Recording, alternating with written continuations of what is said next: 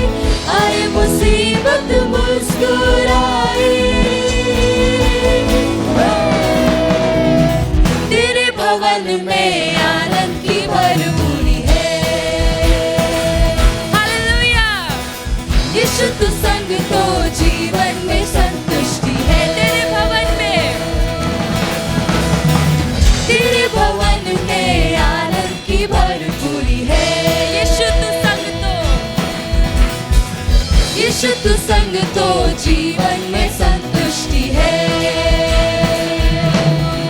मुस्कुराइए और ताली बजाइए।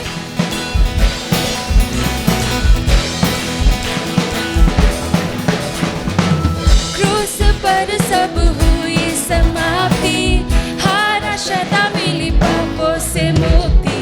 क्रूस पर सब हुई समाप्ति, हारा शता मिली पापों से मुक्ति। मौत से मिली है आजादी, रोक सके ना हमें अब कोई शक्ति। सच तो गाइए। मौत से मिली है आजादी, रोक सके ना हमें अब कोई शक्ति। क्योंकि तेरे भवन में आनंद की भरपूरी है। हालेलुया। यीशु तो संग तो जीवन में संतुष्टि है।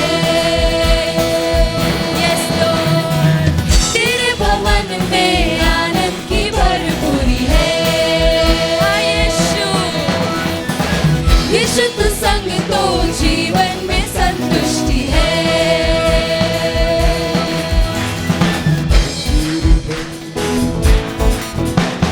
भरपूरी भरपूरी आनंद की भरपूरी, भरपूरी भरपूरी आनंद की भरपूरी। संतुष्टि संतुष्टि यीशु में संतुष्टि, संतुष्टि संतुष्टि यीशु में संतुष्टि। भरपूरी भरपूरी आनंद की भरपूरी, भरपूरी भरपूरी यीशु में संतुष्टि।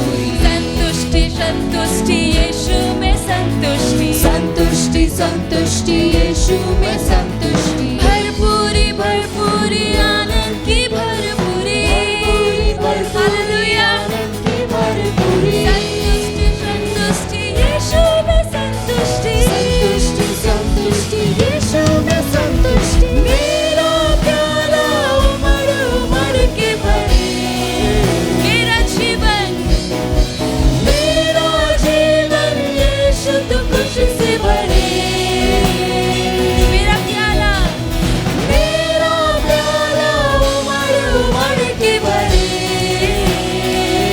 मेरा जीवन यीशु तो खुशी से भरे। तेरे भवन में आनंद की भरपूरी है। यीशु तो संग तो जीवन में संतुष्टि है। तेरे भवन में आनंद की भरपूरी है। यीशु तो संग तो जीवन में संतुष्टि है। तेरे भवन में आनंद की भरपूरी है। यीशु तो संग तो जीवन में संतुष्टि है। तेरे भवन में, तेरे भवन में, तेरे भवन में आनंद की भरपूरी है।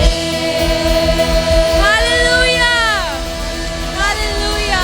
धन्यवाद यीशु, धन्यवाद यीशु। क्या ये सच है कि परमेश्वर की आनंद आपके जीवन में है? तो मुस्कुराइए और आनंद के साथ इस परमेश्वर की आराधना करें, क्योंकि बाइबल कहता है कि स्वर्ग में भी जितने प्राणी हैं और इस धरती में सब लोग परमेश्वर की आराधना करते हैं। सारी बरकत और इज्जत हमारे परमेश्वर की है। Hallelujah, yes. जब इस गीत को गाएंगे तो हम डिक्लेरेशन के साथ गाएंगे, उसकी घोषणा करते हुए इस गीत को गाएंगे।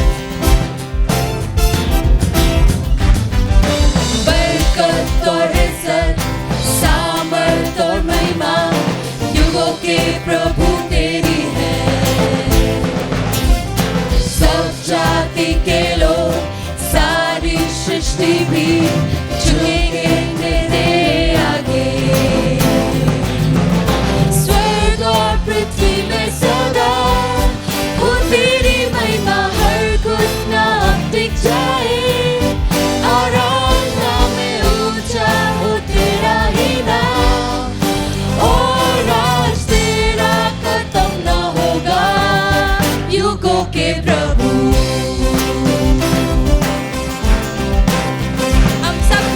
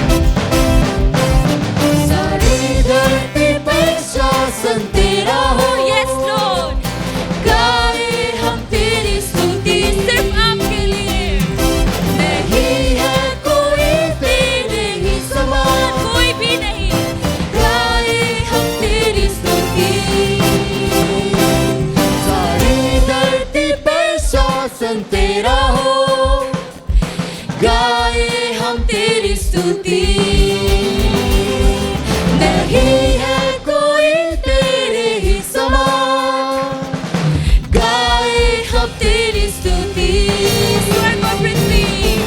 स्वर्ग और पृथ्वी में सदा हो तेरी महिमा, हर गुनाह मिट जाए। आराधना में ऊंचा हो तेरा ही नाम, और राज तेरा खत्म न होगा, युगों के प्रभु।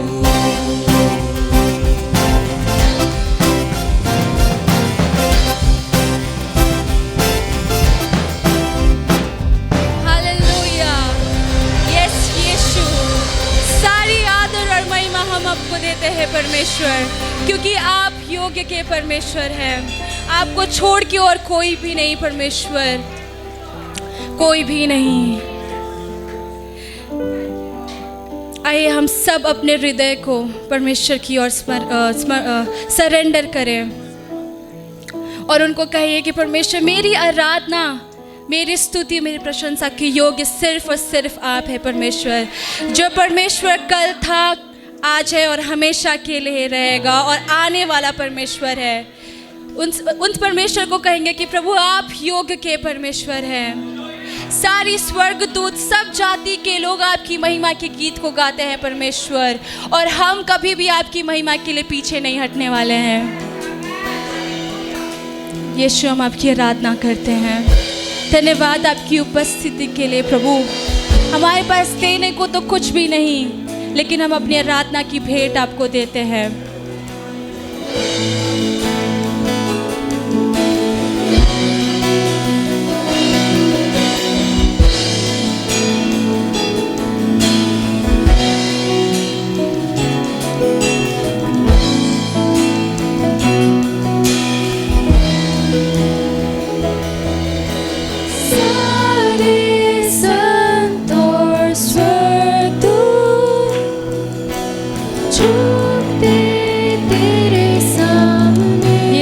सब आपके सम्मुख आते हैं। सारे पुण्य करते दंडवत तुझे और गाते हैं। सारे संत और स्वर्गदूत झुकते तेरे सामने। हम सब आपके सम्मुख आते हैं परमेश्वर, मिल के आपकी दंडवत करते हैं और आपके लिए गाते हैं, क्योंकि हम जानते हैं तू योग्य है प्रभु, तू योग्य है प्रभु। सब कुछ तेरा ही है और सब कुछ तुझसे ही, तू ही महिमा की योग्य है। अगर ये सच है तो सब मिलकर गाइए।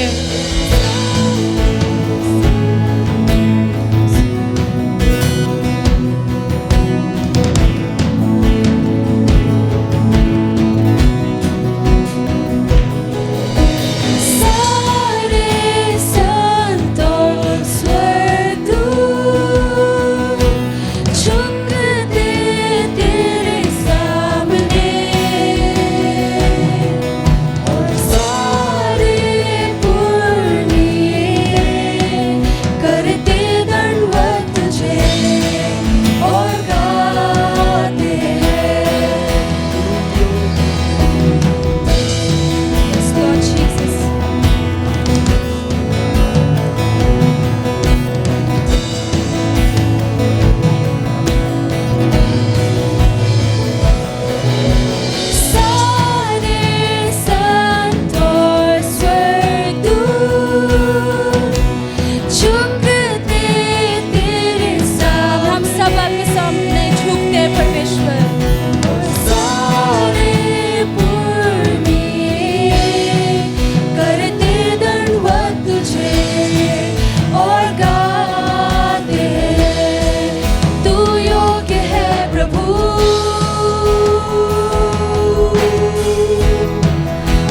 योग्य है प्रभु,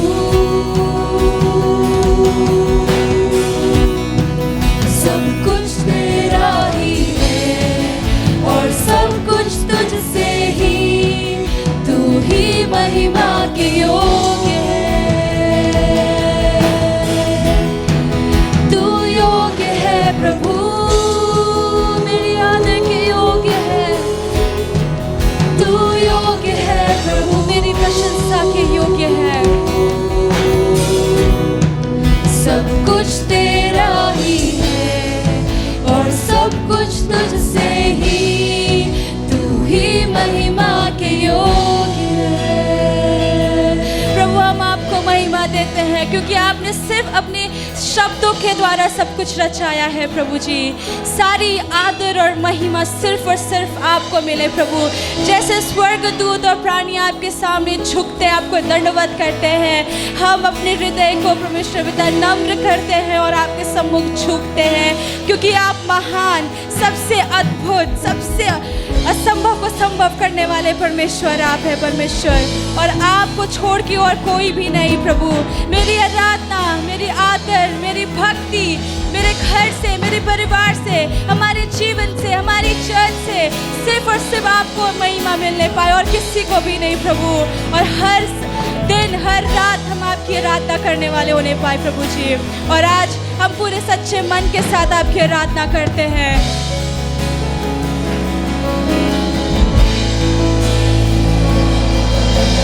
दिन और रात, रात और दिन आराधना उठे,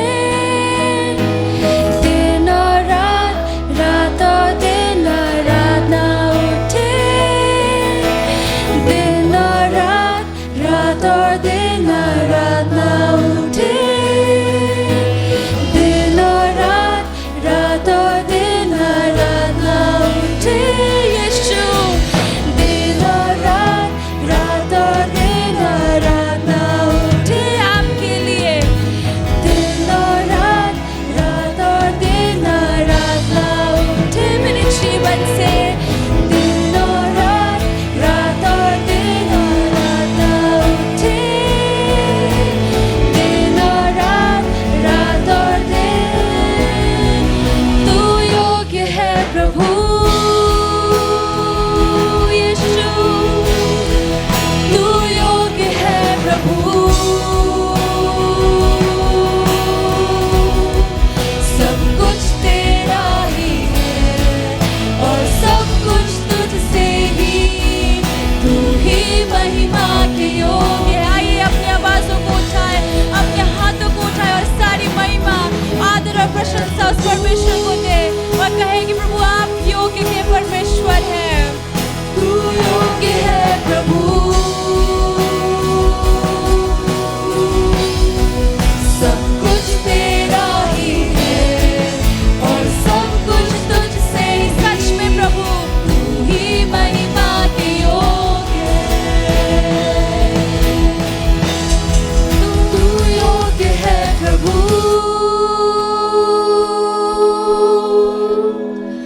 तू योग्य है प्रभु,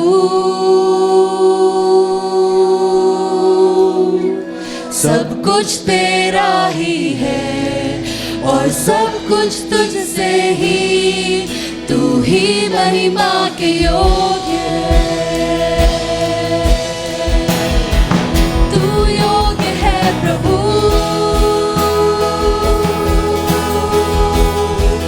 तू योग्य है प्रभु, अपने हाथों को स्वर्ग की ओर उठाकर गाएं, तू योग्य है, सब कुछ तेरा ही है सब कुछ तेरा है, और सब कुछ तुझसे ही, यीशु तू ही महिमा की योग्य, तू योग्य है, तू योग्य है, तू योग्य है प्रभु, हालेलुया, आदर और महिमा के, स्तुति और प्रशंसा के, हालेलुया हालेलुया हालेलुया हालेलुया, सब कुछ तेरा ही है और सब कुछ तुझसे ही, Oh yes, yes, Lord. Hallelujah. आइए अपनी आराधना को जारी रखें, अपने स्तुति को स्वर्ग की ओर उठाएं, अपनी प्रशंसा को स्वर्ग की ओर उठाएं।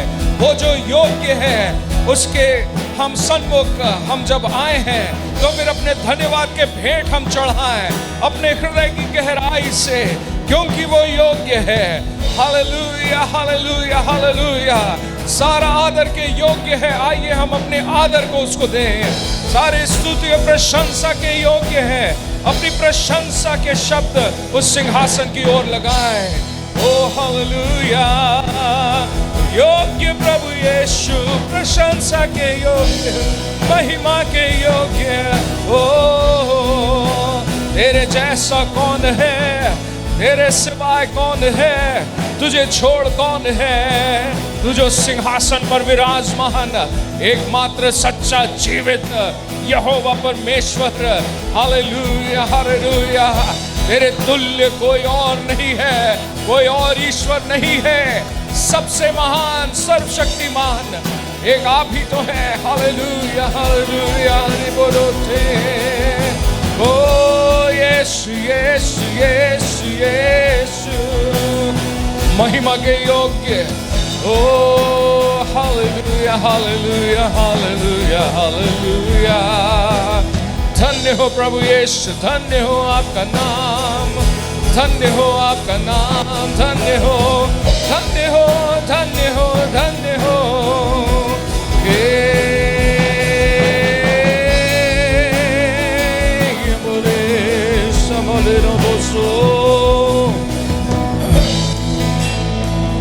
हर एक जन अपने हाथों को उठाए। तू योग्य है प्रभु, अंगीकार करें अपने जीवन में। तू योग्य है, हर एक बात के लिए यीशु ही योग्य है। सब कुछ तेरा ही और सब कुछ ही महिमा के योग्य। एक और बार अंगीकार करेंगे, हर एक आवाज उठाकर। तू योग्य है प्रभु, हाँ प्रभु यीशु, तू योग्य है प्रभु। सब कुछ तेरा ही है और सब कुछ तुझसे ही, तू ही महिमा के योग्य। क्या ये आपके जीवन के लिए सच है? क्या आपके जीवन में यीशु ही योग्य है? क्या आपके घर में यीशु ही योग्य है? आपके परिवार में क्या यीशु ही योग्य है? यीशु के सिवाय कोई और नहीं, यीशु को छोड़ कोई और नहीं। क्या आप जहां नौकरी पे बैठते हैं वहां पर आपके डेस्क पे, आपकी कुर्सी पे क्या यीशु की योग्यता आपसे बढ़कर है? वो है इसका अर्थ जो हम गा रहे हैं कि प्रभु यीशु हर जगह, हर वो स्थान जहां पर मैं हूं वहां पर आप योग्य हैं। हर एक के ध्यान के आप ही योग्य हैं। हमारी बातचीत में आप महत्व पाएं उसके आप योग्य हैं। हर एक बात में, हमारे घरों में, हमारे परिवारों में, सब जगह प्रभु यीशु आपकी प्रशंसा, आपकी महिमा होने पाए। हमारे बातचीत के द्वारा भी आपकी महिमा होने पाए, क्योंकि हम इस बात को पहचानते हैं कि यदि हम जीवित हैं तो केवल इस कारण प्रभु यीशु की करुणा और प्रभु यीशु की कृपा हम पर बनी हुई है। इसीलिए हम जीवित हैं, इसीलिए हमारे दिल की धड़कन बनी हुई है, इसीलिए हम जगह जगह चल सकते हैं। हमारे शरीर का हर अंग कार्य कर रहा है। सब यीशु की कृपा है, सब यीशु की कृपा है। इसीलिए कहते हैं पल पल, हर एक सांस से, मेरी हर बात से यीशु तेरी महिमा निकलने पाए।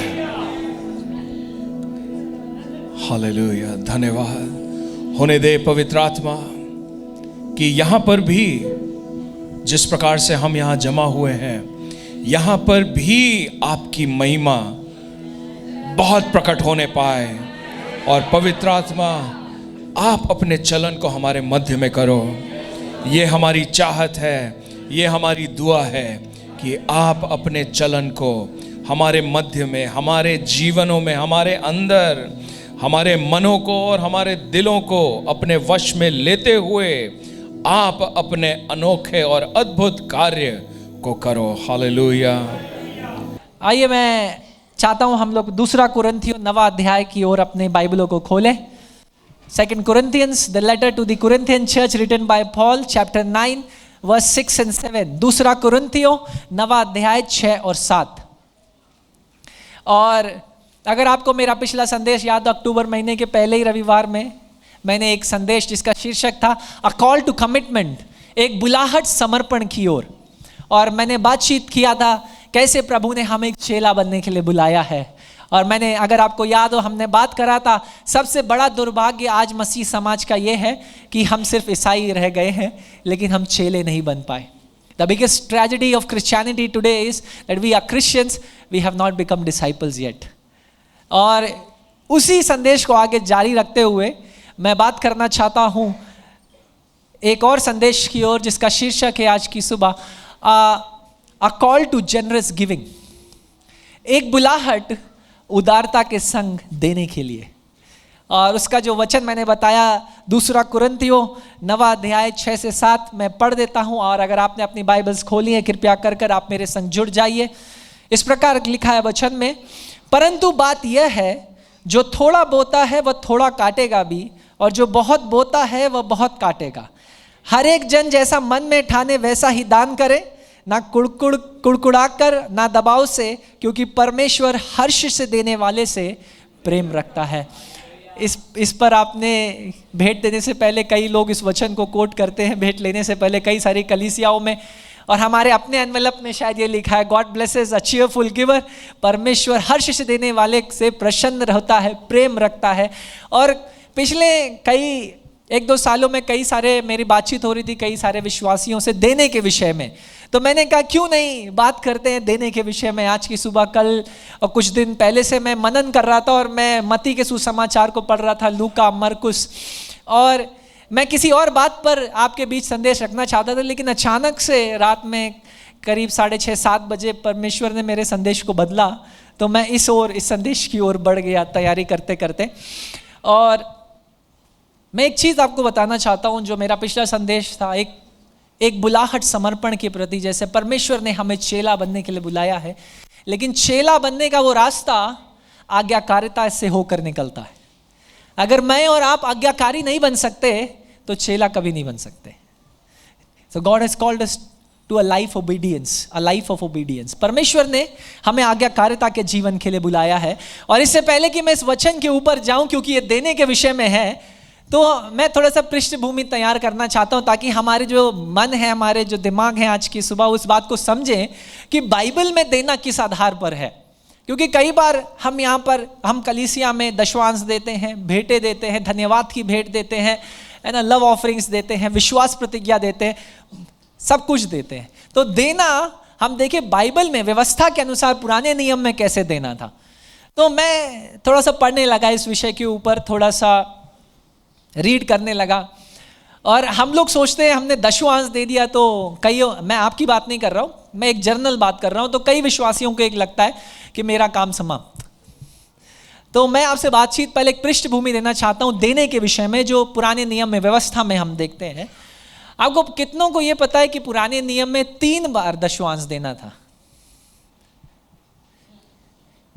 किसी को नहीं पता? मैं बता देता हूं। जो आप थोड़ा सा पुराना पृष्ठभूमि में जाते हैं, व्यवस्था विवरण, लेवी व्यवस्था, आप जब पढ़ना शुरू करेंगे और इजराइल के इतिहास को उठा करके पढ़ेंगे, तब आपका थोड़ा सा समझ में आएगा हुआ क्या। परमेश्वर का जो लोग थे, इजराइल एक राष्ट्र के रूप में किसने बुलाया था? परमेश्वर ने। ठीक है, तो वो राष्ट्र थियोक्रेसी, जैसे हम लोग डेमोक्रेसी है ना, वैसे थियोक्रेसी का मतलब था परमेश्वर राजा है और उस राष्ट्र का और परमेश्वर उस राष्ट्र का कानून है, उसकी व्यवस्था परमेश्वर है, परमेश्वर ही सब कुछ है, परमेश्वर उसका न्याय करेगा, परमेश्वर ही राजा है और इसलिए चलाने वाला भी परमेश्वर है। तो परमेश्वर ने व्यवस्था अनुसार क्या किया कि इजराइल के लिए कई सारे कानूनों को बनाया। जब हम डिट्रोनमी व्यवस्था विवरण पढ़ेंगे, कई सारे कानून हैं, लेवी व्यवस्था पढ़ेंगे, कई सारे कानून हैं। तो परमेश्वर ने कहा, एक कानून उसमें से देने के विषय में ये था कि तुम्हें, क्योंकि उस समय पैसा नहीं था, मुद्रा नहीं थी, तो उनके पास लाइफ स्टॉक यानी जानवर, खेत खलियान, फसलें ये सब हुआ करती थी। तो परमेश्वर ने कहा जो कुछ तुम्हारा उपज है उसका 10% तुम्हें मंदिर में लेकर के आना है। तो ये तो पहली टाइट हो गई 10%। उसके बाद उसने एक और व्यवस्था दिया। उसके बाद कहा जो मंदिर में उत्सव मनाए जाते हैं, यानी पास ओवर फीस्ट हो गया, फसा का पर्व हो गया और ऐसे कई सारे, फीस्ट ऑफ द लाइट्स हो गया, ज्योतियों का त्योहार हो गया, कई सारे पर्व थे। मंदिरों के पर्व को मनाने के लिए भी एक दशमांश तुम्हें देना है हर साल। यानी कितना प्रतिशत हो गया? 20। हर तीसरे साल तुम्हें दशमांश देना है अपनी आय का गरीबों को सपोर्ट करने के लिए। जो तुम्हारे बीच में गरीब, यतीम, अनाथ पाए जाते हैं उनको तुम्हें संभालना है। तो हर तीसरे साल तुम्हें एक और दशमांश देना है। तो एक साल में जब कैलकुलेट करेंगे तो 23.3% आ गया साल में इजराइल दे रहा था। तो मैं थोड़ा सा पृष्ठभूमि तैयार कर रहा हूं, क्योंकि कई बार हमें मसीह समाज में लगता है मैंने 10% दे दिया तो मैंने बहुत बड़ा काम कर दिया। लेकिन मैं आपको बताना चाहता हूं, अगर आप व्यवस्था ही को देख लेंगे उठाकर, 23.3% कम से कम वो हर साल दे रहे थे। इसके अलावा फ्री विल ऑफरिंग्स यानी स्वेच्छा से दिया जाने वाली भेंटें, धन्यवाद की भेंटें और उसके बाद चढ़ाई जाने वाली भेंटें, कुल मिलाकर 30 से 40% उनका परमेश्वर की ओर जा रहा था। अब मैं पृष्ठभूमि क्यों तैयार कर रहा हूं? पुराने नियम में क्योंकि थियोक्रेसी थी, परमेश्वर राष्ट्र को चला रहा था और याजकों के पास कोई आय का जरिया नहीं था, क्योंकि परमेश्वर ने कहा मैं तुम्हें कुछ नहीं दूंगा, तो मेरे मंदिर में सेवा करोगे, इसलिए जो कुछ मंदिर में आएगा वो तुम्हारा होगा। राइट? तो एक ये टैक्स सिस्टम तैयार हो गया इजराइल में, है ना। चुंगी, जैसे हम लोग पढ़ते हैं नए नियम में जब हम आते हैं, चुंगी लेने वाला ज़ैकियस, मती, तो चुंगी लेना, टैक्सेशन शुरू हो गया कि राष्ट्र को चलाने के लिए टैक्स चाहिए। तो ये टाइथ की शुरुआत हुई थी ना, ये टैक्स था basically. They were taxed and they had to give that tax every year. उनको वो टैक्सेशन देना था। और इसीलिए जब आप नए नियम में आओगे तो जो यहूदी थे ना, वो चुंगी लेने वालों से बहुत घृणा करते थे। क्यों? क्योंकि ये अपने यहूदी लोग थे जो रोमी साम्राज्य के लिए काम कर रहे थे, उनके लिए चुंगी वसूलते थे। किनसे? अपने यहूदी लोगों से। तो होता यह था, जैसे आज के दिन में सरकार किसी पार्किंग के ठेके को दे देगी, कहेगी हमें इतने में आपको दे दिया, जितना आप कमा ले आपका। रोमी साम्राज्य इन यहूदियों से कहता था इस इलाके से, मान लीजिए गलील से, हमें इतना पैसा चाहिए, इसके ऊपर तुम जितना कमा लो तुम्हारा। तो ज़ैकियस जैसे हम पढ़ते हैं, वो क्या कर रहा था? अगर चुंगी मान लीजिए 10 दिनारस है तो वो 40-50 लोगों को एक्सप्लॉइट करना टैक्स के नाम पर। समझ रहे? तो ये पृष्ठभूमि देने की तैयार हो रही। तो पुराने नियम में लोग देते थे क्योंकि उन्हें देना था। They gave out of obligation. पुराने नियम में वो देते थे क्योंकि उन्हें देना पड़ता था। वो देना चाहते थे कि नहीं चाहते थे ये मायने नहीं रखता था, लेकिन देना पड़ता था। लेकिन नए नियम में, क्योंकि मैंने कई सारे क्रिटिक्स को सुना, मैं ऑनलाइन भी देख रहा था, कई लोग क्रिटिक करते इस चीज को कि नए टेस्टामेंट में, नए नियम में पादरी साहब आप दिखाइए दशमांश कहाँ है। मैंने कहा नहीं है, आप बिल्कुल सही बोले। मैं बोला दशमांश है ही नहीं। मैं बोला लेकिन मैं आपको कुछ और दिखाता हूं। उसने बोला हाँ दिखाइए। मैंने बोला आप जब वचन खोल करके पढ़ेंगे तो उसमें लिखा है मत्ती रचित सुसमाचार 22 के 7 में कि अपने परमेश्वर से अपने पूरे प्राण, अपने पूरी आत्मा और अपने सारे मन से प्रेम कर। यानी कि पहले पुराने नियम में सिर्फ धन देना था, वो भी 23 अब नए नियम में सब कुछ देना है, सिर्फ पैसा नहीं देना है।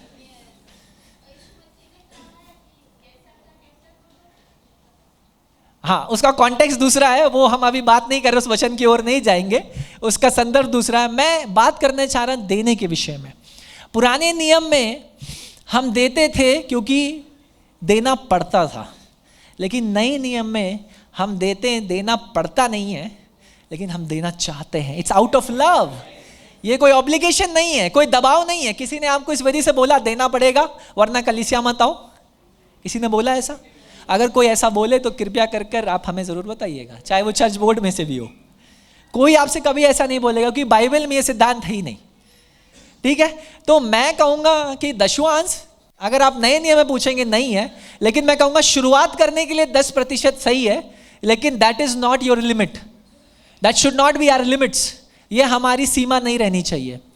अब आप पूछेंगे पास्टर साहब आप प्रचार अच्छा कर रहे हैं, लेकिन क्या आप देते हैं, आप पास्टर्स देते हैं कि नहीं देते हैं? मैं बोलूँगा आप थोड़ा हमारे सेक्शन में जाइए और चारों पास्टर्स के विषय में पूछिए क्या ये लोग टाइट दे रहे। तो मतलब आप एजी, हमारे एजी में लखनऊ एक शहर पूरा एक assemblies of God Lucknow Barabanki एक सेक्शन है एजी का, उसमें सारे पास्टर्स को टाइट देना है। बिना टाइट आप नहीं देंगे तो आप एजी मेंबर नहीं रह सकते। एक प्रोटोकॉल है उनका और एक मिनिमम अमाउंट है जो आना है, और उससे बढ़कर हम लोग देते हैं। Because we give out of love, we don't give out of obligations. और यहाँ चर्च में अगर आप जानना चाहते हैं कि पास्टर्स दे रहे हैं कि नहीं दे रहे हैं, please meet some of our treasurer and he will tell you कि पास्टर्स दे रहे हैं कि नहीं दे रहे हैं। और डिस्ट्रिक्ट में भी दे रहे हैं, फिर हमारे पास सेक्शन के बाद ऊपर डिस्ट्रिक्ट है, 3 जगह हम लोग टाइट दे रहे हैं। तो हम पास्टर से जो ये पूछना चाहता है, पास्टर क्या आप टाइट देते हैं? चर्च में देते हैं, सेक्शन में देते हैं और हमारी डिस्ट्रिक्ट में देते हैं, 3 टाइट देते हैं हम भी। तो जो लोग ये सोच रहे हैं कि सिर्फ मेरा 10% देने से मेरा काम खत्म हो गया, 90% मेरा, God is more concern about that 90%।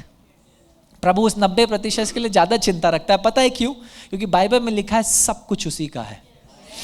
आपके पास कुछ ऐसा है जो आपका है कि वो कह सकते हैं मेरा है। सबसे बड़ी समस्या आज की हमारी मसीह समाज की है मैं।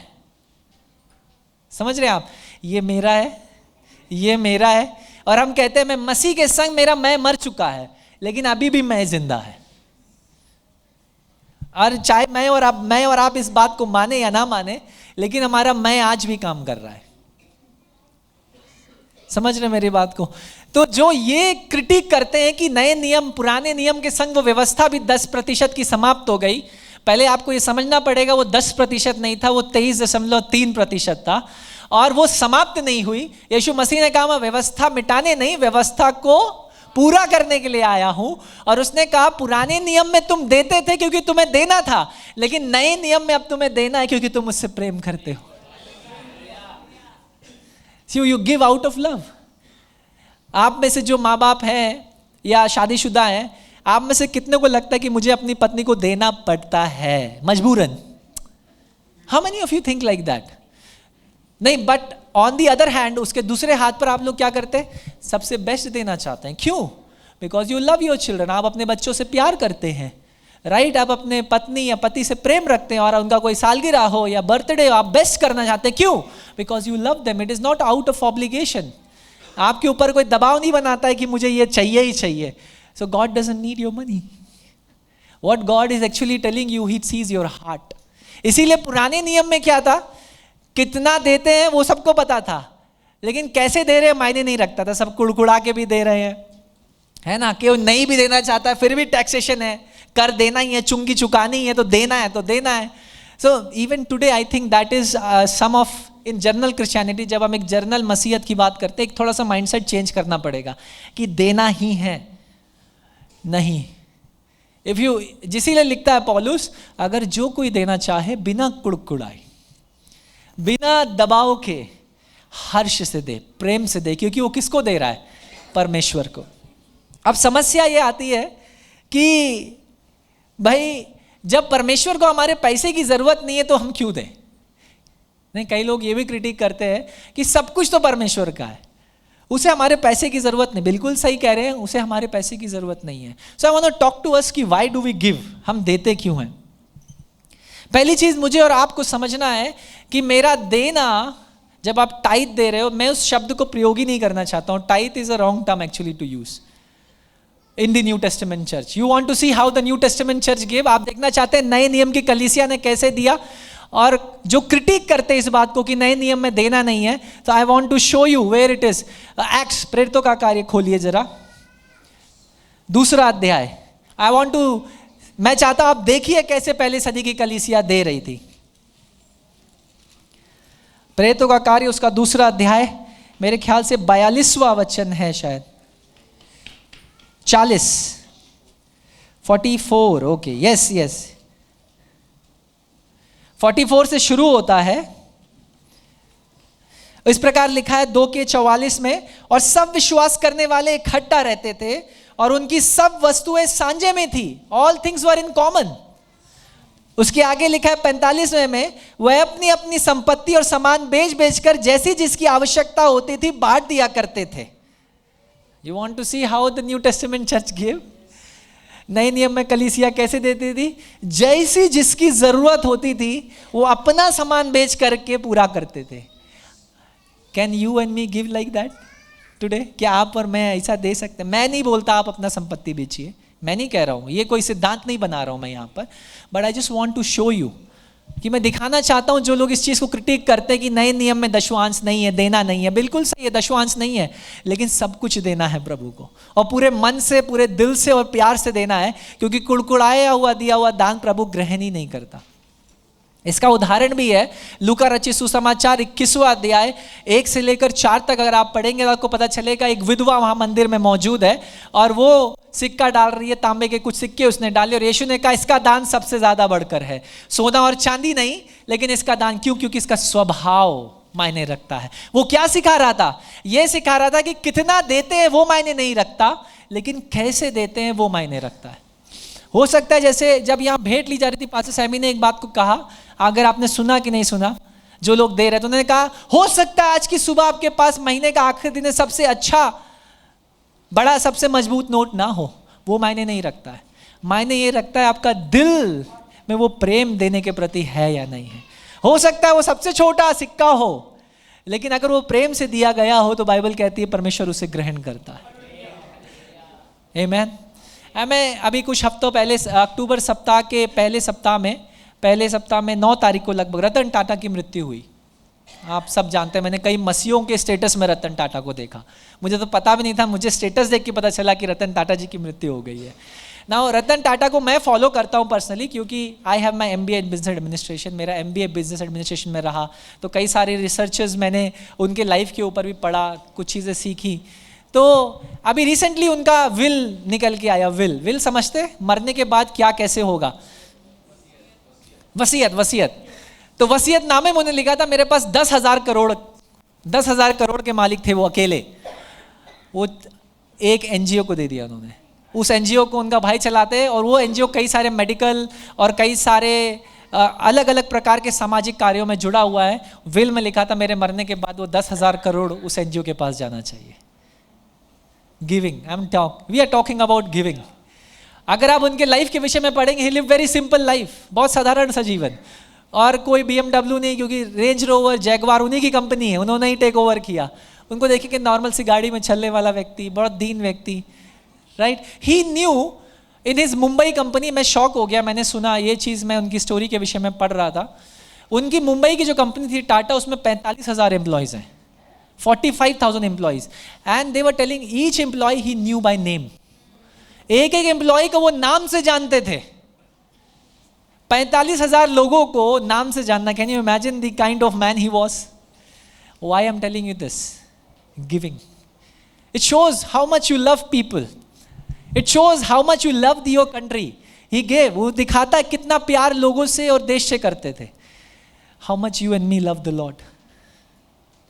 आप और मैं प्रभु से कितना प्यार करते हैं। मैं सिर्फ पैसे की बात आज की सुबह नहीं कर रहा हूँ, let me not limit it to finances. मैं बात करता हूँ हमारे परिश्रम की। हमारा परिश्रम कहाँ जा रहा है? कई बार हो सकता है हमारे पास पैसे नहीं, लेकिन हम परिश्रम कहाँ पर जा रहा है? जैसे थैंक्सगिविंग संडे है, पास्टर हम क्या कर सकते हैं? What can we help in that direction? क्या मैं क्लीनिंग में मदद कर सकते हैं?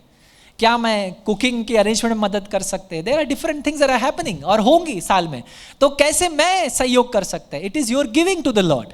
हो सकता है वो पैसा नहीं है, हो सकता है वो समय है, वो परिश्रम है जिसको आप दे रहे हो, लेकिन God counts it, right? So the old testament said give money only, हो जाएगा काम, but the New testament says give everything. For all of us जो सिर्फ देकर 10% सोचते हैं अब तो मैं 90% को एंजॉय करूंगा, उस 90 को लेकर God is more concern, because he has called us to be faithful stewards. प्रभु ने उस 90 को लेकर ज्यादा चिंता रखता है, क्योंकि उसने हमें अच्छा भंडारी होने के लिए बुलाया है। वो 90% के संग हम क्या कर रहे हैं? सिर्फ 10 दे करके हम सोचते हैं हमारा स्टैंडर्ड पूरा हो गया है, right? We think a standard had over. Now let me tell you, this is personal. ये मेरा पर्सनल, मैं नहीं चाहता इसको कोई लीगलिस्टिक बनाए. Me and my wife, we double are giving every year. मैं और मेरी पत्नी हर साल हमारा देना डबल कर देते हैं फेथ प्रॉमिस के लिए. फेथ प्रॉमिस के लिए we double every year, and we don't know from where the money will come, because it is faith, क्योंकि विश्वास प्रतिज्ञा है. सो एवरी ईयर, पता नहीं क्यों, God gives us the same amount which is actually the double of the last year. Why do we have that in mind? Because we are giving to the Lord. I said, प्रभु दुगना हम देना चाहते हैं. और आपको पता है interesting बात क्या है, जब हम अपने फाइनेंसेस कैलकुलेट करते हैं तो उसके पे करने के हम योग्य हैं ही नहीं. But God by the end somehow it comes in. Even the last year suddenly some money came in and we were able to give. हम लोग देने पाए. विश्वास प्रतिज्ञा. कई बार जब विश्वास प्रतिज्ञा करते हैं, विश्वास नहीं है, प्रतिज्ञा है. यह प्रतिज्ञा है, विश्वास नहीं. Right? So what I am encouraging you is this morning, giving, देना. मैं किस चीज के लिए आपको प्रोत्साहित कर रहा हूं आज की सुबह? देना. इस विषय में हृदय से लेना देना है उसका. ये हृदय की सभाओं की बातचीत है. somebody said, किसी ने इस प्रकार का, अंग्रेजी में है, मैं इसको हिंदी में ट्रांसलेट करूंगा. salvation begins from our mind, then it touches our heart, and then it touches our wallets. उद्धार की शुरुआत हमारे दिमाग से होती है, फिर वो हमारे दिलों को छूता है, और फिर हमारे बटुओं को. और कईयों के बटुए आज भी उद्धार नहीं पाए. समझ रहे हैं? ये किसी ने कहा, वेरी फेमस, बहुत अच्छे प्रचारक और थियोलॉजियंस हैं. He said like this, he said, personally मैंने ये एक्सपीरियंस किया. उन्होंने इस प्रकार अपना गवाही दिया कि मेरे उद्धार में मेरा दिमाग तो था, हृदय भी था, लेकिन बटुआ इन्वॉल्व नहीं था. जब देने की बारी आती थी तो मेरा बटुआ कभी पीछे से बाहर नहीं निकलता था. तो उन्होंने कहा, उद्धार की शुरुआत दिमाग से होती है, फिर वो हमारे हृदयों को बदलता है, छूता है, और फिर हमारे बटुओं को, हमारे फाइनेंसेस को, हमारे आर्थिक. नाउ गॉड का जो इकोनॉमिक्स है, आर्थिक परिभाषा कुछ बिल्कुल ही अलग है. परमेश्वर की जो इकोनॉमिक्स है, अर्थशास्त्र, वो बिल्कुल अलग है. कुछ साल पहले मैं एक कोर्स में इन्वॉल्व था, जो कि था थियोलॉजी एंड इकोनॉमिक्स, कि कैसे परमेश्वर अर्थशास्त्र से जुड़ा हुआ है, अर्थव्यवस्था से जुड़ा हुआ है. और कई बड़े बड़े बिजनेसमैन, क्रिश्चियन बिजनेसमैन वहाँ पहुँचे हुए थे, और वो हमारे टीचर्स थे, मेंटर्स थे. तो एक इंडियन बिजनेसमैन जो कि नाइजीरिया में था, he own the largest plastic company. सबसे बड़ी प्लास्टिक कंपनी अगर नाइजीरिया में किसी के पास है, उसी व्यक्ति के पास है, और मिलियंस में उनका टर्नओवर है. और उन्होंने इस प्रकार बताया, ही सेड, वो क्लास ले रहे थे, उन्होंने बोला, जब मैंने पहली बार अफ्रीका जैसे कॉन्टिनेंट में बिजनेस शुरू करने के बारे में सोचा, तो कौन वहाँ इन्वेस्ट करना चाहेगा? There is nothing. बट परमेश्वर ने मुझसे बोला कि वहाँ इन्वेस्ट कर जहाँ कहीं कोई लाभ न होने की कोई ज़रूरत नहीं है. परमेश्वर का इकोनॉमिक्स क्या है? वहाँ बो जहाँ से लगता है कुछ नहीं होगा. एंड ही सेड, मैंने वहाँ रखा, और God made me the top most businessman in Nigeria. परमेश्वर ने मुझे सबसे बड़ा बिजनेसमैन बनाया. कहना क्या चाह रहा हूँ, आज की सुबह हम कैसे देते हैं ये मायने रखता है, कितना देते हैं ये मायने नहीं रखता. राइट? अगर बाइबल को आप ध्यान से पढ़ेंगे, यीशु मसीह ने लगभग 800 बार पैसे शब्द का प्रयोग किया, मनी. 800 बार अपनी पैराबल्स में, अपनी शिक्षाओं में. जितनी बार 4 किताबें पहली शुरुआत की नए नियम की, गॉस्पल्स जिनको हम कहते हैं, सुसमाचार, उसमें 800 बार यीशु मसीह पैसे को लेकर बात कर रहा है. 800 बार. क्यों यीशु मसीह इतना इम्फेसिस कर रहा है, इतना जोर दे रहा है पैसे के ऊपर? आपने कभी सोचा क्यों? क्योंकि उसको पता था एक ऐसा इलाका जहां हर चेला ठोकर खा सकता है, वो है पैसा. पतरस से उसने कहा, चल भाई मेरे पीछे हो ले. और उनके पास अच्छा एंटरप्राइज था, अच्छा बिजनेस था. दे वर फिशरमैन, मछुआरे थे, बोट थी, नाव थी, सब छोड़कर पीछे हो लिए. राइट? निकोदेमस, अ फारिसी बाय टीचर. पॉल, फरीसी जो कि शिक्षक, अच्छा बिजनेसमैन, टेंट मेकिंग का बिजनेस, यीशु मसीह के पीछे हो लिया. किस लिए?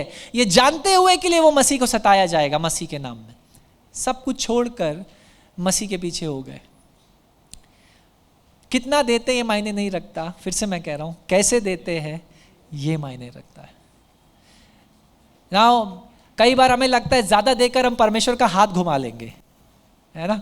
वो क्या होता है, जब स्कूल में थे ना, तो किसी के हाथ को ऐसे घुमा कर से काम करवाना हो तो हाथ घुमा कर ऐसे पीछे से पकड़ लेते थे. जो टीचर से आप समझेंगे, बच्चे करते हैं, है, तो हम लगता है कि ज़्यादा देकर मैं मना लूँगा प्रभु को कि ये मेरी मर्जी पूरी हो जाएगी। We need to change that. हमें उस पृष्ठभूमि को, उस माइंडसेट को चेंज करने की ज़रूरत है। और जिस प्रकार बाइबल में लिखा है, अगर सब कुछ परमेश्वर का है, भजन संहिता 116 में अगर आप पढ़ेंगे 12वें अध्याय में, अगर सब कुछ परमेश्वर का है तो सवाल ये उठता है परमेश्वर को देने की क्या ज़रूरत है।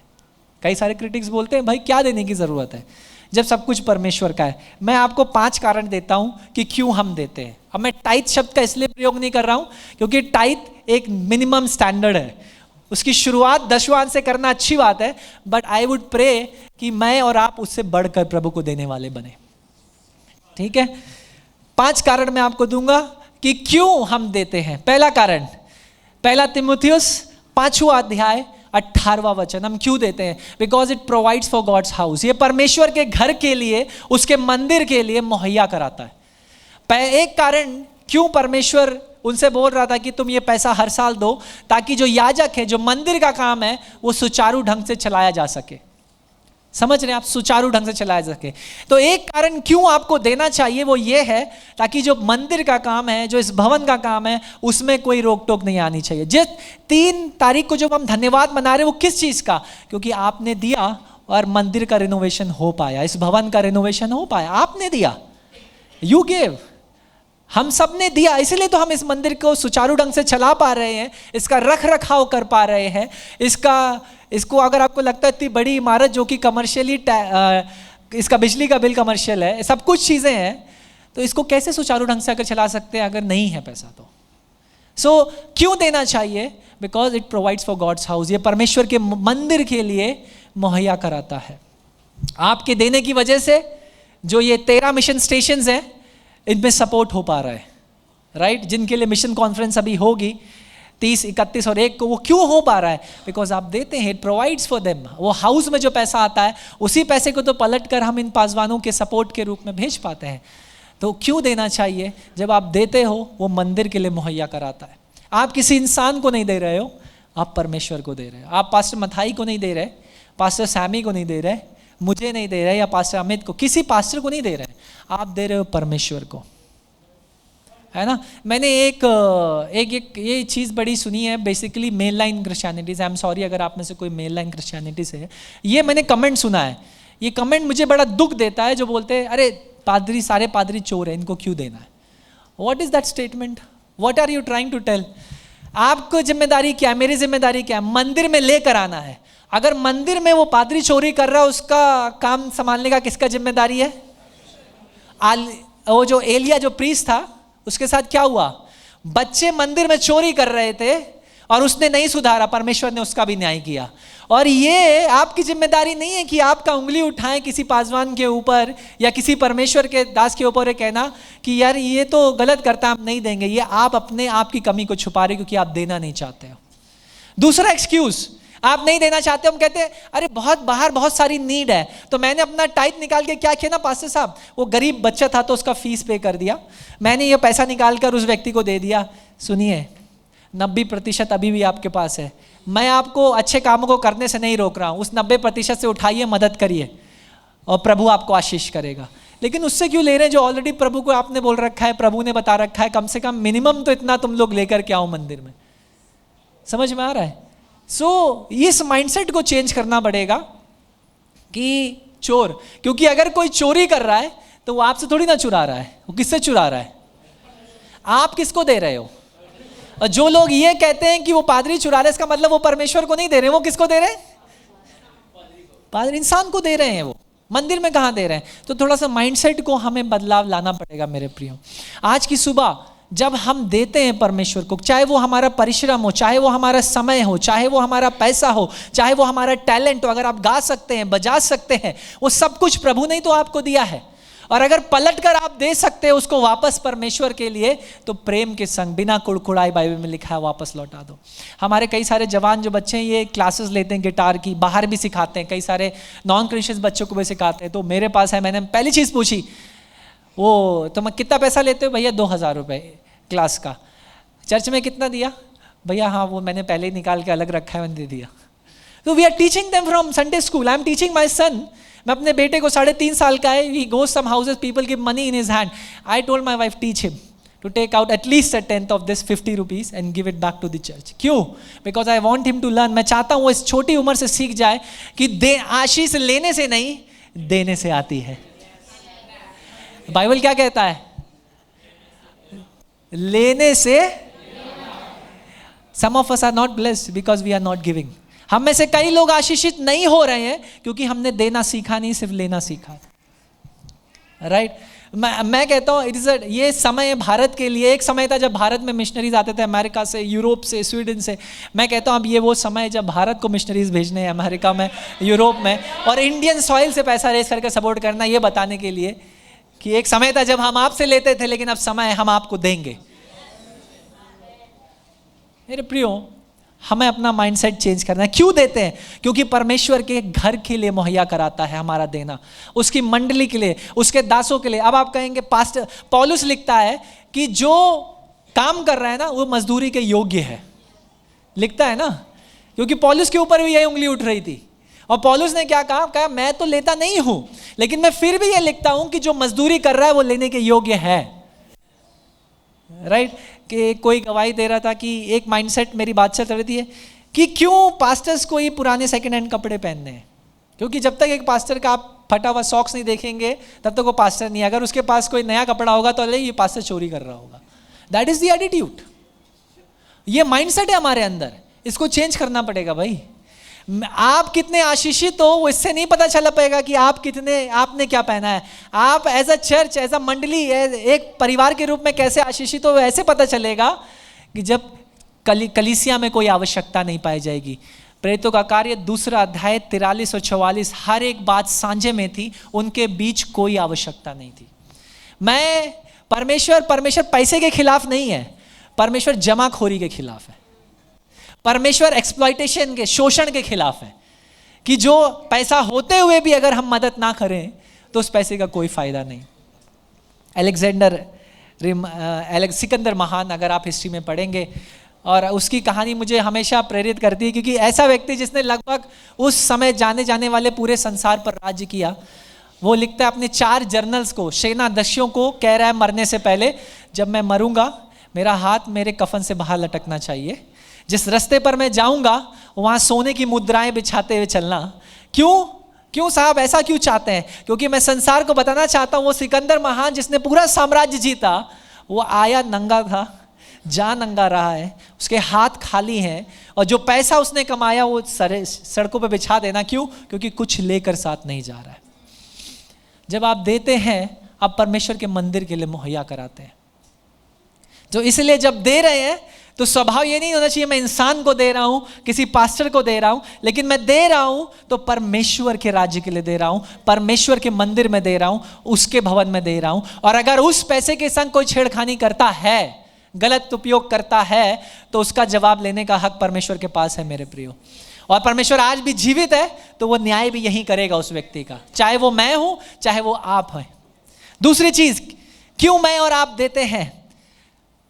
मैं और आप देते हैं because it is a reminder. ये हमें याद दिलाता है कि सारी आशीषों का स्रोत सिर्फ परमेश्वर है.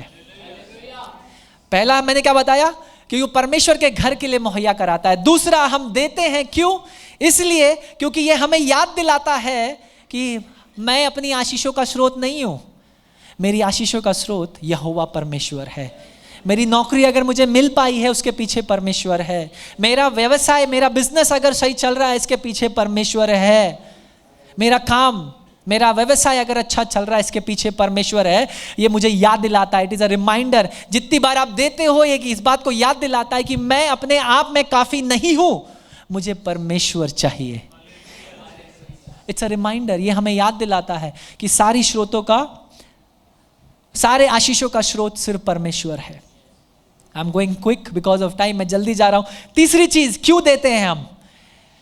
फॉर प्रोटेक्शन, सुरक्षा के लिए, अपने हृदयों की सुरक्षा के लिए. क्यों?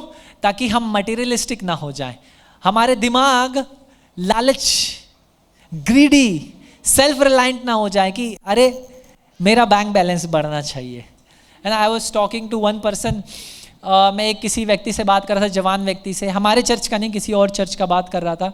तो मुझे बता रहा था कि कैसे उनके ऑफिस में एक व्यक्ति था, उसके बैंक अकाउंट में लाखों रुपए बैलेंस पड़ा है और उससे अगला व्यक्ति कह रहा है भैया आप मुझे, अच्छा जेन्युइन व्यक्ति कह रहा है भैया 2000 रुपये दे देंगे, तो वो उस व्यक्ति से पलट के क्या कहता है, अगले महीने मेरी सैलरी आएगी तो बैलेंस 5 लाख हो जाएगा, फिर मैं दूंगा 2000 रुपये। सीधी माइंडसेट है कि नंबर्स बढ़ते चले जाने चाहिए, भले ही किसी की हेल्प हो रही हो, सहायता हो रही हो या नहीं हो रही हो। मैं फिर से कह रहा हूँ, पैसे के अगेंस्ट में बात नहीं कर रहा हूँ, पैसे की ज़रूरत है, but the thing is as Bible says, आपका धन, जहाँ आपका धन है वहाँ, तो जहाँ धन आप लगाएंगे, अगर शेयर मार्केट में धन लगा दिया आपने तो आप इसमें खोलेंगे हर दिन और 10 बजे सुबह खोल करके आप बैठेंगे। कुछ हमारे बच्चे हैं जो शेयर मार्केट में बिजनेस करते हैं, उनका वो 10 से 1 सिर्फ शेयर मार्केट मॉनिटर करते हैं, क्योंकि उनको पता है कि अगर पैसा चला जाएगा इसी बीच में, उनका व्यवसाय है, वो बिजनेस है, मैं उनकी बात नहीं कर रहा हूँ। लेकिन फॉर एग्जाम्पल लेट्स से आपने कुछ पैसा स्टॉक मार्केट में लगा दिया, शेयर मार्केट में लगा दिया, हर दिन आपका ध्यान कहाँ होगा? तो बाइबल सही बोल रही है, जहां आपका धन है वहां आपका, अगर आपका धन परमेश्वर के राज्य में लगा हुआ है तो मन, क्या इसका मतलब ये है कि आपके पास अच्छे कपड़े नहीं होने चाहिए, आपके पास घर नहीं, बिल्कुल होना चाहिए, बट मैं कहूंगा बी कंटेंट। जैसे पौलुस कहता है जो है उसमें संतुष्ट रहो। किसी दूसरे को देखकर हमने कहा मेरे पास भी ऐसा होना चाहिए, वो है लालच। तो जो आपका देना आपके हृदयों को उस लालच से बचाता है और आपको यह सिखाता है कि परमेश्वर में संतुष्ट रहना मेरे लिए काफी है, उसका अनुग्रह मेरे लिए काफी है। तीसरी चीज, हमारा देना परमेश्वर पर हमारे भरोसे को दर्शाता है कि प्रभु मैं अपनी आय से जो तूने मुझे दिए पलट कर देता हूं, मुझे ये नहीं पता मैं कैसे, हो सकता है कई बार सैक्रिफिशियली दे रहे हैं, क्योंकि एक सच्ची आराधना में एक सच्चा बलिदान भी होगा। और जब आप सच्चे, जैसे पौलुस लिखता है, बिना कुड़कुड़ाए, बिना दबाव के, बलिदान के साथ, हर्ष के संग, तो जब बलिदान होगा तो हो सकता है कई बार आपको मंथ के कुछ एक्सपेंसेस काटने पड़ेंगे, कुछ सैक्रिफाइसेस करने पड़ेंगे। क्यों? क्योंकि परमेश्वर को देना है। तो वो आपको क्या सिखाएगा? मुझे परमेश्वर पर निर्भर होना है, मुझे परमेश्वर पर, मेरे पैसे पर नहीं, मेरी आय पर नहीं, मुझे परमेश्वर पर निर्भर होना है। तो हम क्यों देते हैं? We give to depend on God. हम देते हैं ताकि हम परमेश्वर पर निर्भर हो, ना कि मेरे पैसे पर, ना कि मेरे बिजनेस पर, ना कि मेरी सैलरी पर, लेकिन मेरा सारा भरोसा परमेश्वर पर होने पाए। पांचवी बात, हम क्यों देते हैं? हम देते हैं क्योंकि हमारा देना हमारे पैसे को परमेश्वर के राज्य के उद्देश्य से जोड़ता है।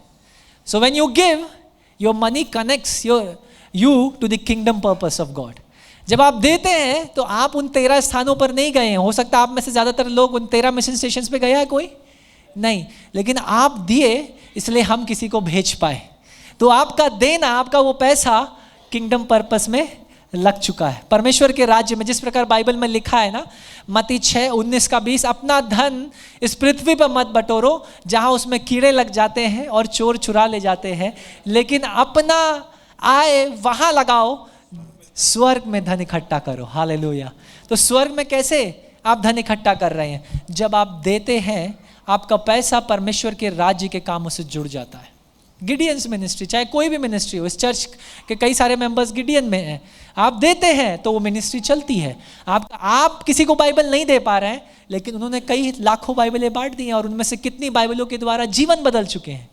और वही पैसा जो आपने दिया वो प्रिंटिंग में मदद हुआ, वही पैसा जो आपने दिया उससे ये 13 मिशनरी 13 मिशन स्टेशंस में मौजूद है, उनको सस्टेन किया जा रहा है, उनके बच्चों का रख रखाव, उनकी स्कूल की फीस, उनके मेडिकल ट्रीटमेंट्स कई बार चर्च उठा रहा है। क्यों? क्योंकि आप देते हैं। आपका पैसा के जरिए आप परमेश्वर के राज्य से जुड़ जा रहे हैं, उसके काम से जुड़ जा रहे हैं। आप प्रचार नहीं कर पा रहे हो सकता है, लेकिन आपने उन प्रचारकों को देने के द्वारा आपने उन प्रचारकों का मदद किया, इसलिए आपका पैसा उस राज्य काम में जुड़ चुका है। हालेलुया। तो इसलिए मैं कहना क्या चाहता हूं, मैं I can teach you long on this, but मैं फिनिश क्योंकि टाइम हो रहा है। हमारा देना, हम देते हैं, ये उदारता का काम नहीं है, देखो मैं कितना ज़्यादा देने वाला हूँ, ये इसलिए नहीं है। हम देते हैं क्योंकि हम आज्ञाकारी बनते हैं। प्रभु ने कहा तुम मुझसे प्रेम करते हो, अगर आप किसी से प्रेम करते हो तो आप क्या करोगे? उसके लिए सबसे उत्तम लेकर के आओगे, चाहे वो पैसा हो, चाहे वो आराधना हो, चाहे वो परिश्रम हो, चाहे वो समय हो, सबसे उत्तम हम परमेश्वर को देना सीखें। और मैं चाहता हूँ ये टाइट वाला कॉन्सेप्ट से हम बाहर निकलें। सबसे बड़ा चैलेंज आज की आधुनिक कलीसिया का है टाइथ। तो मैं पर्सनली टाइथ वाला जो वर्ड है इसको हटा के, क्योंकि टाइथ जो है ना अमेरिकन कॉन्सेप्ट है 1/10 एक 10वां भाग आपने उस 10 भाग में से एक भाग निकाल कर परमेश्वर को दे दिया। 10th इस शुरू करने के लिए अच्छा है, let's increase. I have a friend, a Christian friend who is in the corporate world, जो कॉर्पोरेट में जॉब कर रही है। शी इज़ द VP, मैं नाम नहीं लूँगा, वाइस प्रेसिडेंट है एक कंपनी की बैंगलोर में। शी गिव 70%, 70% अपनी आय का वो पलट कर परमेश्वर को देती है, चर्च में देती है। मैंने बोला क्यों 10% लिखा है? बोला नहीं, because God has loved me more, I want to give more. See that is the mindset. और वो 70% मैं आपको बता नहीं सकता हूँ, क्योंकि वो कॉर्पोरेट लेवल पे वाइस प्रेसिडेंट है एक कॉर्पोरेट कंपनी की, वो लाखों में है, लाखों में है वो पैसा। हर महीने वो पैसा उस चर्च के पास जा रहा है। और चर्च ने भी कई बार बोला सिस्टर 30% से क्या होगा, आपके पास बच्चे हैं, इनके स्कूल की फीसेज है। बोलेगा हर महीने इनफ है मेरे लिए और बच जाता है उस 30% में भी। पास्टर है हमारे वरिष्ठ पासवान ने मिस्टर कोलगेट के विषय में भी बात किया था। शुरुआत 10 से करी, लाइफ के जीवन के अंत तक 90% तक पहुंच चुका था वो व्यक्ति।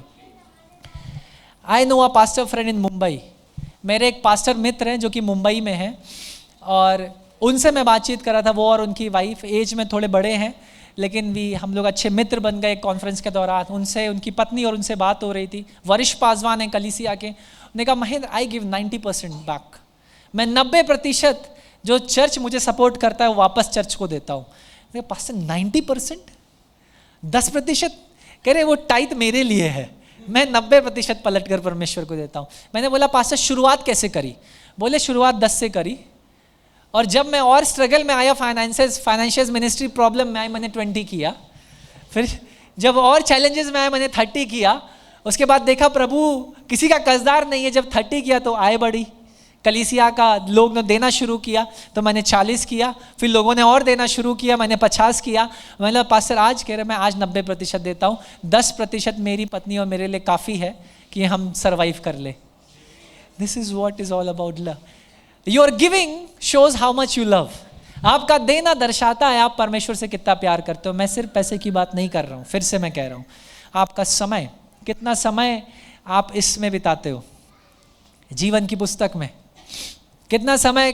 कई बार हम मूवीज देखने में 3 घंटे में हमें कोई प्रॉब्लम नहीं होती है, लेकिन अगर 3 घंटे का कोई उपवास प्रार्थना या कोई बाइबल स्टडी में बैठा दे तो अभी तो कोई घड़ी नहीं देख रहा होगा क्योंकि मैं ये उदाहरण दे रहा हूँ। लेकिन मैं बोलना क्या चाह रहा हूँ आज की सुबह, क्या देते हैं और कैसे देते हैं, बड़ा प्रभु इस चीज़ को देखता है आज की सुबह। तो ये क्रिटिक करना, आलोचना करना कि नए नियम में देना नहीं है, थोड़ा सा माइंडसेट को बदल दीजिए। पुराने नियम में बकरी, बैल, इनके बलिदानों से हमारे पापों की क्षमा थी। नए नियम, रोमियो की पत्री 12वें अध्याय में पौलुस कहता है अपने जीवन को जीवित बलिदान के रूप में चढ़ा दो। तब अब आपको किसी और बलिदान के नहीं, अपने शरीर को बलिदान करना पड़ेगा। तो जो लॉ है, जो व्यवस्था है, उसको और ऊंचा परमेश्वर ने कर दिया। पुराने नियम में जब तक आप व्यभिचार करते हुए पकड़े नहीं गए तब तक आप पापी नहीं हो, लेकिन नए नियम में वो कहता है अगर किसी को गलत नजर से देखा भी तो तूने व्यभिचार कर दिया है। पुराने नियम में अगर तो आपने किसी का खून किया और पकड़ लिए गए तभी अपराधी हो। नए नियम में वो कहता है अगर तू किसी से घृणा करेगा तो भी तूने हत्या कर दी है। तो व्यवस्था खत्म नहीं हुई प्रियो, व्यवस्था को और ऊंचा परमेश्वर ने उठा दिया। पुराने नियम में वो देते थे 23.3% क्योंकि देना था, कर चुकाना था। लेकिन नए नियम में परमेश्वर कहता है तुम दो क्योंकि तुम मुझसे प्रेम करते हो। तो मैं कहूंगा मेरे प्रियो 10% अच्छी बात है शुरू करने के लिए, but let it not be 10%। And as I am saying it implies to me, मेरे लिए, हम सब पासवानों के लिए भी इम्प्लाई करता है। और जैसा हमने बोला हम लोग 3 टाइथ देते हैं, वी गिव 3 टाइथ्स। हो सकता है आप में से कईयों को पता ही नहीं था अभी तक, लेकिन हम लोग 3 टाइथ देते। जितने पास्टर्स यहाँ हैं, 4 पास्टर्स, चारों लोग 3 टाइथ देते हैं हम लोग। तो आप सोच लीजिए, and that's why God has blessed us when we enjoy. हम उस चीज़ का आनंद उठाते हैं क्योंकि हम किसको देते हैं? हम राजाओं के राजा को देते हैं, प्रभुओं के प्रभु को देते हैं। मैं कहता हूँ जब विपत्ति आए ना तब और आप दीजिए, प्रभु उन चीज़ों को और अच्छा करेगा। मैं आपको बताता हूँ, मैं जब मेरा बेटा का डिलीवरी थी, कोविड चल रहा था, हमारे पास डिलीवरी कराने के लिए पैसे नहीं थे। बट मैंने अपनी वाइफ से कहा पैसा जो चर्च में जाना है वो जाएगा, चाहे डिलीवरी हो चाहे ना हो।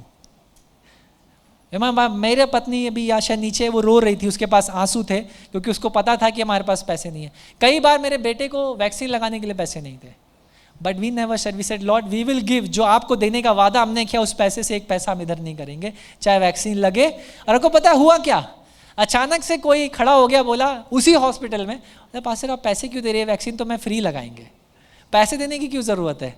उसी हॉस्पिटल में प्रभु ने लोगों को खड़ा किया।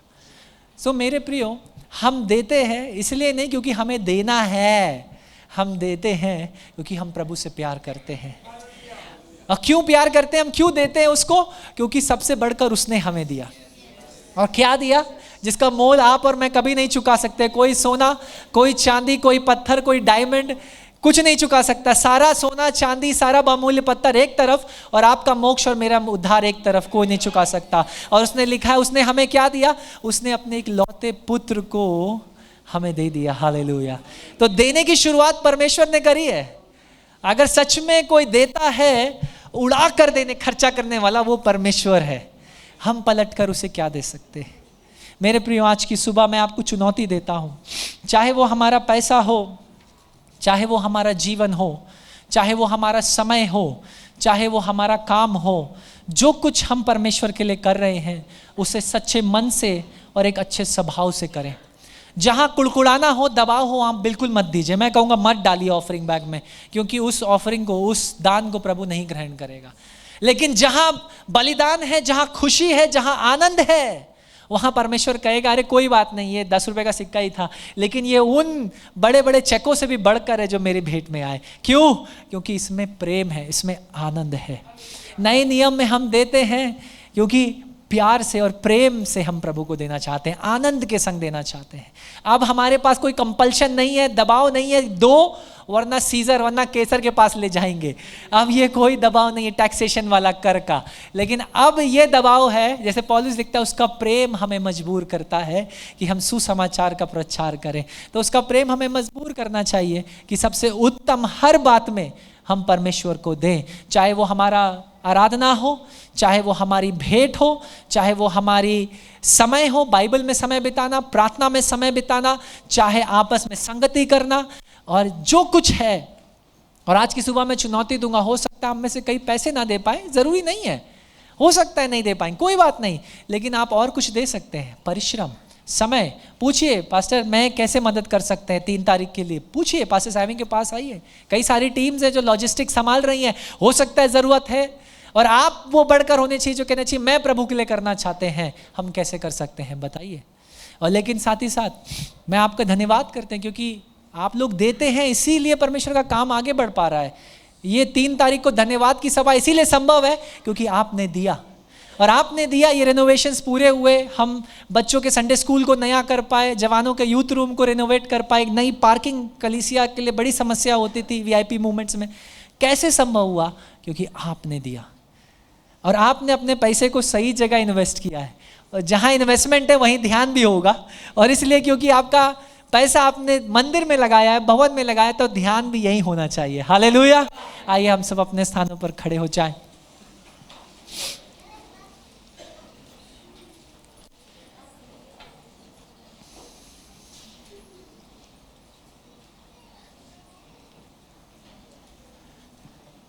आइए हम लोग आंखों को बंद करेंगे, परमेश्वर का धन्यवाद देंगे आज की सुबह। हालेलुया।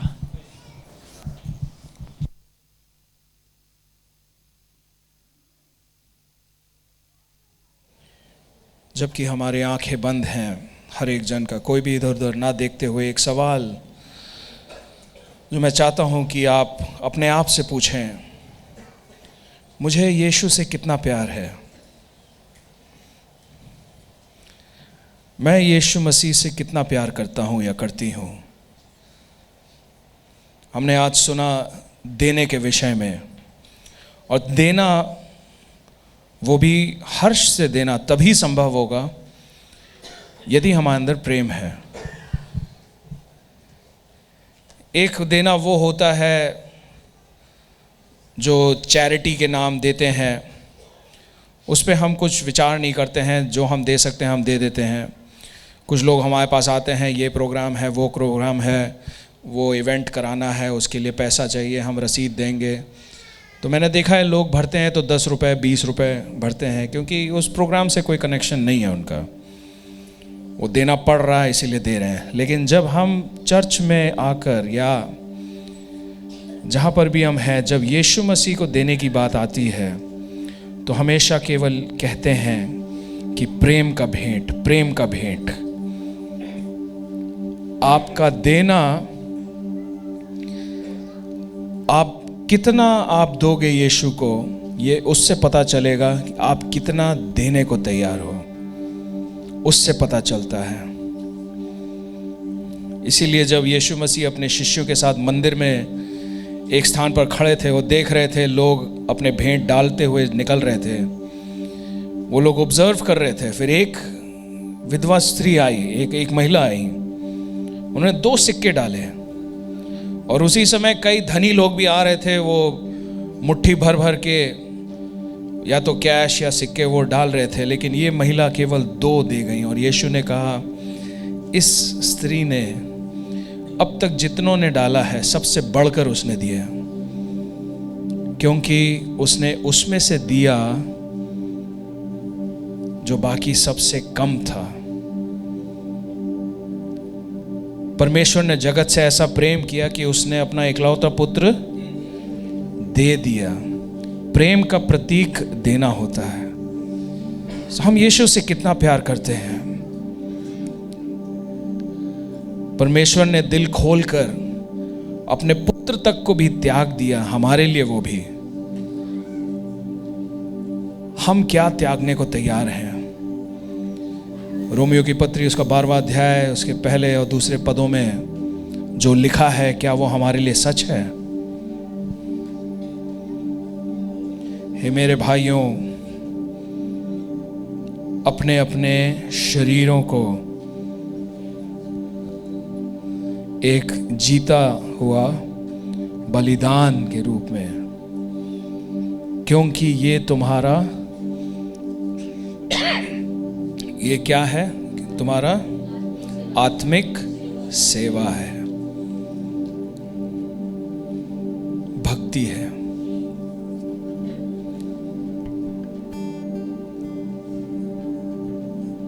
जब इन बातों को हम विचार करते हैं तो हमारे मन में अपने लिए कौन सी बातें पाई जाती हैं?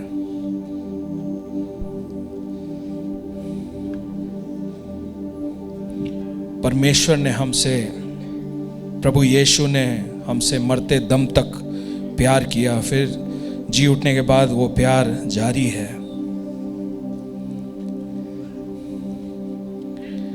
जब हम इस गीत को गाते हैं, मैं चाहता हूं कि इनके शब्द पर आप विचार करें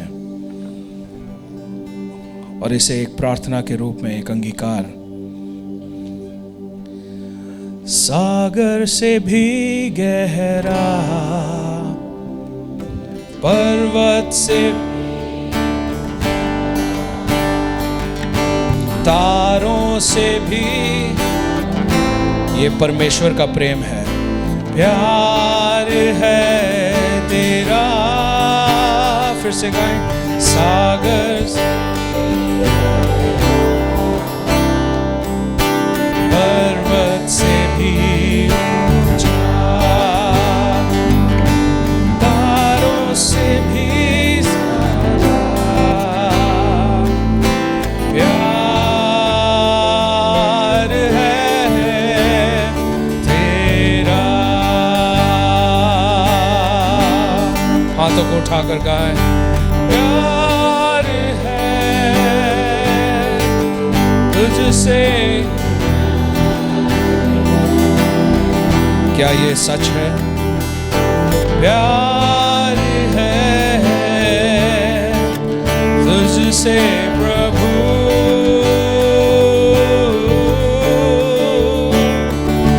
प्यार है तुझसे,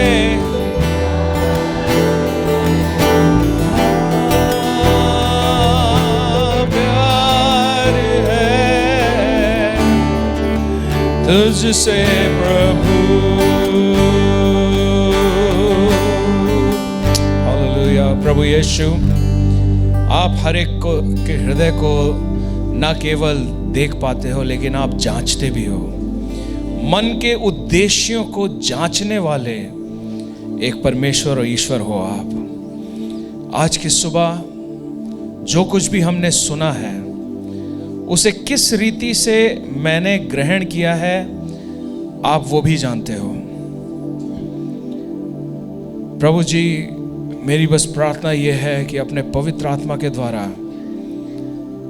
आप मेरी मदद करो कि इन बातों को जो मैंने सुना है मैं उसे सही रीति से, सही मन से और जिस तरह से आप चाहते हो कि मैं सुनूं और ग्रहण करूं उसी रीति से मैं ना केवल सुनूं परंतु उसे मैं ग्रहण भी करूं और फिर उन बातों को मैं अभ्यास में लाऊं। मैं अपने तनख्वाह का जो भी अमाउंट है उसको 10 से विभाजित करके एक हिस्सा नियम अनुसार देने वालों में से ना हूं, परंतु मदद करिए कि उस संख्या से अगला जो 1000 बनता है वहां तक देना मैं शुरू करूं। ये संभव है, हो सकता है, कोई बड़ी बात नहीं है, बस मन की बात है। मैं यदि मन बना लूं तो फिर मैं कर पाऊंगा। सो पवित्र आत्मा, आपकी आवश्यकता है मदद की, क्योंकि इससे मैं अपने प्रेम को आपके प्रति मैं प्रकट कर सकता हूं और उस प्रेम के द्वारा मैं केवल दूंगा नहीं परंतु मैं अपने आप को अर्पित करूंगा। मैं अपनी सेवाओं को देने के लिए भी आगे बढ़ूंगा। मैं अपने समय को देने के लिए भी मैं घड़ी से गिनती नहीं करूंगा, परंतु मैं देखूंगा कौन सा वो मौका है जब मैं आपकी उपस्थिति में आ सकूं। बाकी सब बातों को किनारे रख के मैं कैसे आपकी उपस्थिति में आऊं। मेरी मदद करो पवित्र आत्मा। होने दे ये हम में से हर एक की प्रार्थना हो। होने दे हम में से हर एक जन इस रीति से अपने परमेश्वर को प्रसन्न करें। जिस प्रकार से लिखा है, उदारता से और अच्छे मन से और खुशी से देने वाले से परमेश्वर प्रसन्न होता है। हमारा कार्य होना चाहिए कि हम प्रभु को प्रसन्न करें।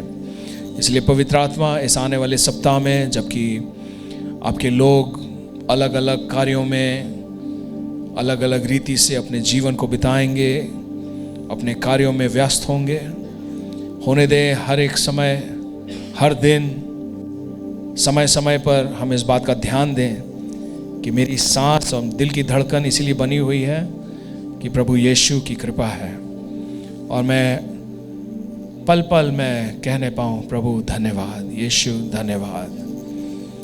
एक सफल सप्ताह होने पाए। इस सप्ताह में कई कार्यक्रम हो रहे हैं प्रभु जी, आपके आशीष को हम चाहते हैं हर एक कार्यक्रम पर, हर प्रार्थना के समय पर और हर एक उस प्रयास पर जिससे आपकी महिमा होने पाए, हर एक बात पर आपकी आशीष होने पाए। विशेषकर अगली रविवार को जब हम सब लौट कर आएंगे एक साथ मिलकर जश्न मनाने के लिए, प्रभु जी हम चाहते हैं उसमें भी आप ही की बड़ी महिमा होने पाए, क्योंकि हम आपके नाम की गवाही प्रभु जी, आपकी विश्वास योग्यता, आपके करुणा, आपकी कृपा की गवाहियां हम उस दिन देखने पाएंगे। धन्यवाद देते हैं। हालेलुया। अपने लोगों पर आप अपने आशीष को उंडेलो, ये हमारी प्रार्थना है। एक धन्य सप्ताह होने पाए और अक्टूबर महीने के जो शेष दिन हैं प्रभु, इन दिनों में भी आप ही की महिमा हो। आपके नाम को हम ऊंचा उठाते हैं प्रभु, यीशु के नाम से प्रार्थना मांगते हैं। आमीन, आमीन, हालेलुया, प्रेज द लॉर्ड। प्रभु आप सबों को बहुत आशीष दे। एक दूसरे से मिल